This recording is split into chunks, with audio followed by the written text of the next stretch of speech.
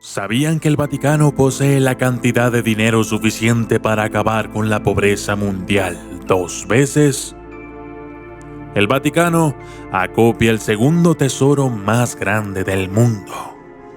En la revista italiana Oggi, el tesoro en oro del Vaticano, en base a informaciones extraordinarias, fue colocado detrás del de los Estados Unidos como el segundo más grande del mundo con 7.000 millones de liras, o lo que es lo mismo, 3.500 millones de euros.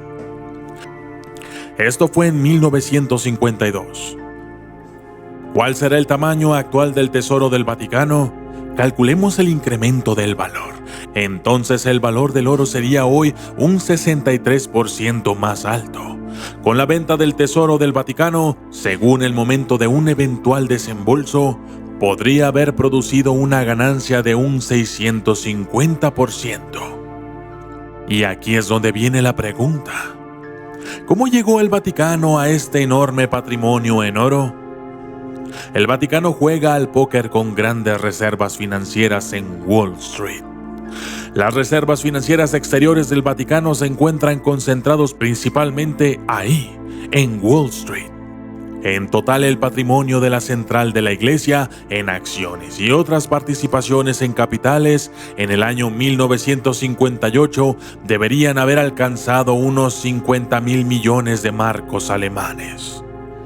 Esta cifra, mientras tanto, debe haber crecido probablemente en mucho más de 100.000 millones de euros. Las riquezas del Vaticano son incalculables. En España, la Iglesia Católica es una gran potencia inmobiliaria. No hay pueblo sin iglesia, ni ciudad sin catedral, ni casi monte sin ermita. Se calcula que el patrimonio eclesiástico está integrado por 100.000 inmuebles. O dicho de otra forma, el 80% del patrimonio histórico-artístico nacional pertenece a la Iglesia. Para muestra, el 70% del suelo habitable de la ciudad vieja de Toledo está en manos de la Iglesia. Y lo mismo puede decirse de Ávila, Burgos o Santiago de Compostela. Nadie sabe la cuantía total del patrimonio eclesiástico. La Iglesia no lo dice, escudándose en el funcionamiento diocesano de la misma. El tesoro en oro acumulado por el Vaticano es posiblemente uno de los más grandes del mundo.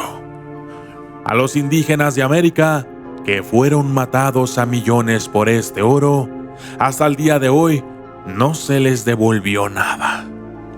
La Iglesia española es accionista de empresas como Inditex, Zara, Endesa, Banco Popular o Telefónica. A través de Humasges, la sociedad creada por la cúpula eclesiástica, esta invierte en la bolsa.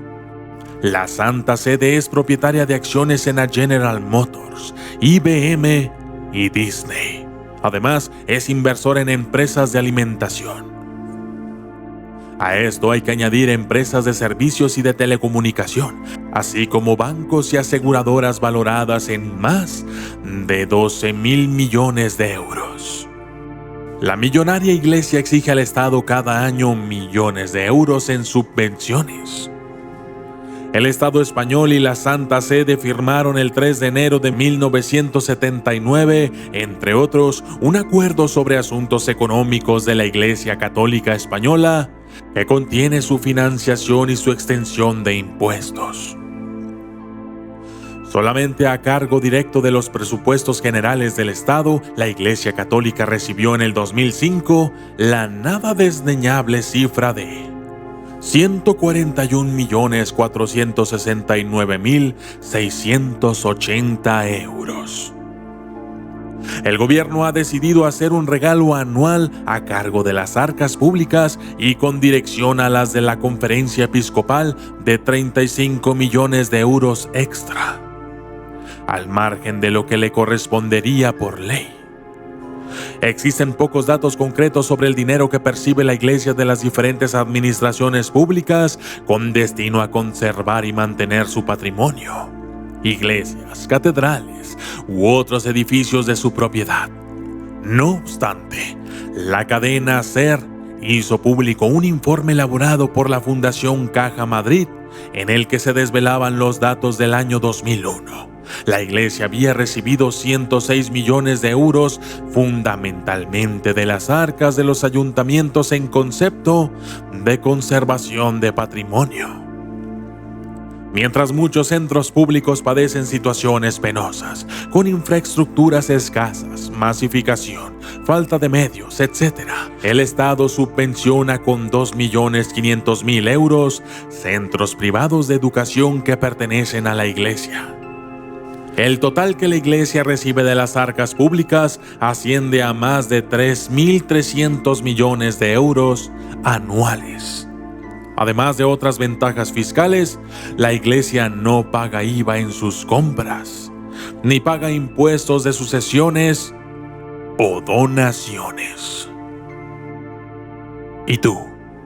¿Crees que la Iglesia está manejando el dinero correctamente? ¿Qué opinas acerca del amasamiento de bienes? Déjame tu opinión en los comentarios.